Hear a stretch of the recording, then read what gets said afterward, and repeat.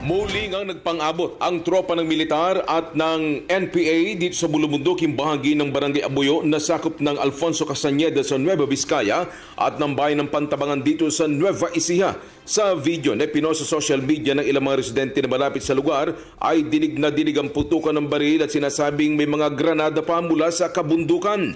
Sa panayam nga ng RMN Nueva Ecija sa ilang mga residente doon ay takot ang nararamdaman nila dahil nga sa pangyayari. May mga pictures na rin naglalabasan ngayon sa social media ng mga umano'y casualties na mula sa panig ng rebeldeng grupo. Sa kasalukuyan ay mas pinaigting pa ngayon ng pulisya at militar ang kanilang checkpoint para sa mga motoristang daraan sa bayan ng Pantabangan.